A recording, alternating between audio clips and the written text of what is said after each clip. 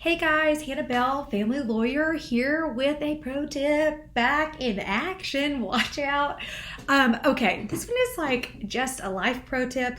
And most of y'all already know this, but the number of times in a day, in a week, whatever, that I have to remind people of this is pretty astounding. So I thought, hey, it probably bears repeating. Have you heard? You get more flies with honey, okay, than with vinegar or other gross things.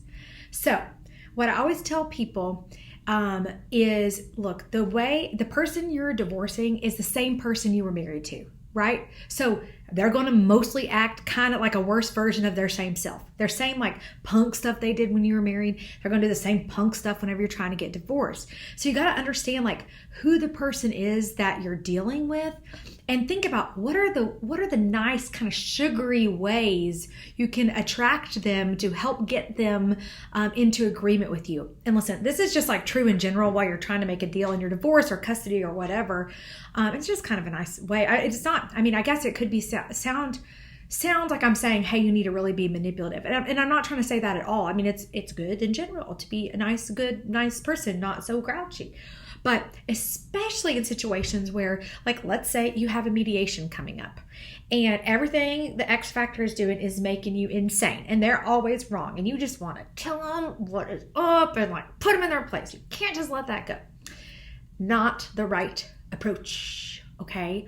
Because this is especially true going into mediation. Like, we got to have a little bit of kumbaya feelings or a lot of leverage. Either one, I guess, will work to get a deal done. And in a lot of situations, I mean, somebody has a little more leverage, and sometimes the leverage is just like, who's a bigger jerk?